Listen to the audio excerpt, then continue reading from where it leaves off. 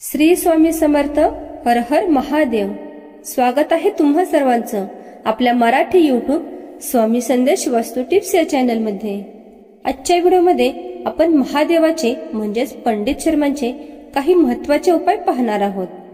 आपण आपल्या चॅनलवरती विष्णू पुराण, शिव पुराण, स्वामींचे उपाय, त्याचबरोबर पुरातन मराठी उपायही पाहत आहोत व सणांचीही माहिती पाहतो.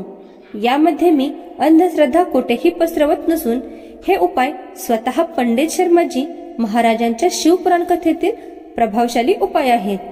मी प्रत्येक व्हिडिओमध्ये श्रद्धापूर्वक उपाय सांगत आहे आणि ते उपाय भगवान शिवशंकराच्या श्रद्धेचे आहेत.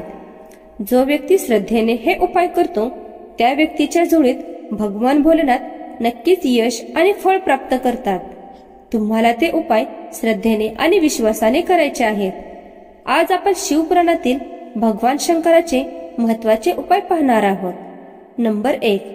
महादेवाला अखंड नारळ का वाहतात? सगळ्या देवांना आपण नारळ फोडतो. महादेवाला वाहावे लागते. महादेवाला नारळ फोडत नाहीत. महादेव हे अखंड आहेत म्हणून अखंड नारळ महादेवाला वाहावा लागतो. ते खंडित नाही. महादेव हे पूर्ण ब्रह्मांड महादेव, पूर्ण विश्वात्य विश्व, विषम विकलम बहिरम, पंचवक्रते नेत्रम. त्यांना अखंड चालते, खंडित चालत नाही. नंबर 2. दह्याने भगवान शंकराला फक्त स्नान घातले तर अपूर्ण घर पूर्ण होते. एखाद्याचे घर अपूर्ण असेल, 2-3 वर्ष होतच नसेल तर त्याने स्नान घालावे. घरामध्ये एकमेकांमध्ये मन जुळत नसेल तर महादेवाला दही व दुधाने स्नान घालावे. नवरा बायकोचा 36चा आकडा असेल तर त्यांनी महादेवाला दह्याने स्नान घालावे. नंबर 3.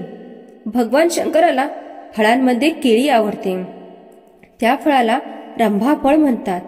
का नाव पडले आणि आपण त्याला केळी म्हणतो, परंतु भगवान शंकराने त्या फळाला रंभाफळ नाव दिले. का नाव दिले, का नाव पडलं? त्यावेळेस अप्सरा भगवान शंकराच्या पिंडीवर हे फळ व्हायचे, नित्यनेमाने व्हायचे म्हणून तिला नाव दिलं. तू दररोज हे फळ वाहती म्हणून रंभाफळ म्हणून असे नाव पडले. नंबर 4. महादेवाच्या पिंडीजवळ बसताना उत्तरेकडे तोंड करून बसायचे. पिंडीवर पाणी टाकताना ती धार खंडित नाही झाली पाहिजे, अखंड धार टाकली पाहिजे. नंबर 5. सगळ्या विश्वातील मंत्रांचा राजा म्हणजे ओम नमः शिवाय. पुरुषाने ओम नमः शिवाय मंत्र जप करायचा आणि स्त्रियांनी ओम नमः शिवाय मंत्र जपायचा नाही तर शिवाय असा जप करायचा. नंबर 6. जन्मोजन्मीचं पुण्य पाहिजे असेल तर संध्याकाळी पूजा करावी. महादेवाची पूजा करायची असेल तर सायंकाळी प्रदोष काळामध्ये पूजा करावी. सकाळी एवढे महत्व नाही, दुपारी पण एवढे महत्व नाही. संध्याकाळी 6 ते 7 प्रदोष काळामध्ये भगवान शिव आणि माता पार्वती आपल्या दारात येऊन बसलेले असतात म्हणून दरवाजे उघडे ठेवतात. संध्याकाळी दिवा लावलेला पाहिजे. संध्याकाळची वेळ अशी आहे की 6 वाजता कैलासातून भगवान शिव उतरतात आणि आपल्या घरापुढे येऊन बसलेले असतात, पण आपल्याला कळत नाही. म्हणून 6 ते 7 अनेक प्रकारचे कष्ट असेल, अनेक प्रकारचा त्रास असेल, अनेक प्रकारचे विघ्नही येत असेल. संध्याकाळी 6 वाजता देवाजवळ जायचे व भगवान शिवाचा अभिषेक करायचा. सगळे कष्ट दूर झाल्याशिवाय राहणार नाहीत, एवढे प्रमाण महादेवाचे आहे. नंबर 7. आणि अडचण असेल, मोठे काम अडकलेले असेल, कितीही मोठं मनातलं काम असेल, पूर्ण करायचं असेल, त्याच्यासाठी मंगळवारचा दिवस आहे. विशेष म्हणजे 5 ते 6 ते 7 या वेळेत अडचण असेल, मोठं काम अडकलेलं असेल, कितीही मोठं मनातलं काम असेल, पूर्ण करायचं असेल, त्याच्यासाठी मारुतीरायाला सुंदर असे फुटाण घ्यायचे आहेत. मारुतीरायापुढे ठेवायचे आहेत. नैवेद्य दाखवायचा आहे. पूर्ण महादेवाला हनुमान चालीसा म्हणायची आहे. हनुमान चालीसा झाले की ज्योत पेटवायची आणि हनुमंताची आरती करायची आणि नैवेद्य ठेवून घरी यायचे आहे.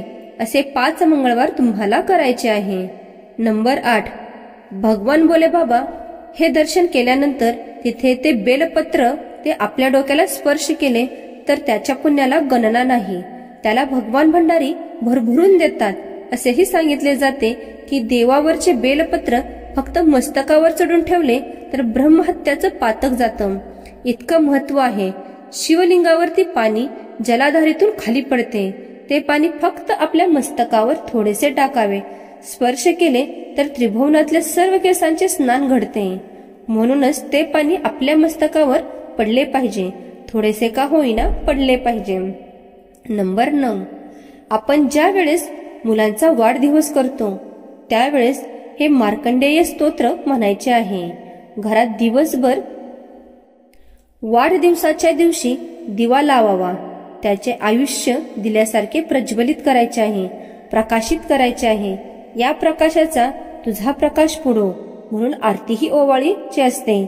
मेणबत्ती कधीच चुकूनही सुद्धा लावायची नाही. त्या दिवशी त्याच्याकडून पेटवून घ्यायची आहे आणि नंतर मार्कंडेय स्तोत्र म्हणायचे. म्हणजेच तो मुलगा चिरंजीवी राहील. त्याला कधीच अकाली मृत्यूही येणार नाही. नंबर 10, शनिप्रदोषाचे महत्व. संतती नसेल तर त्यांनी निश्चितच शनिप्रदोष केलाच पाहिजे. शनिप्रदोषचे इतके महत्व आहे की कितीही मोठी व्याधी असो, त्रास असो, ते निश्चितच दूर होतात. शनिप्रदोषाच्या दिवशी किंवा कुठल्याही प्रकारच्या प्रदोषाच्या दिवशी महादेवाला खिरीचा नैवेद्य खूप आवडतो. तांदळाच्या खिरीत वेलची, जायफळ वगैरे सर्व टाकून जर खीर बनवली आणि ती खीर आपण दिली तर आयुष्यात त्या व्यक्तीला घरात कधीच दरिद्रता येत नाही. हर हर महादेव. तर तुम्हाला व्हिडिओ आवडला असल्यास लाईक करा, कमेंट करा आणि चॅनलला नक्की सबस्क्राईब करा. श्री स्वामी समर्थ. अवधूत चिंतन. श्री गुरुदेव दत्त.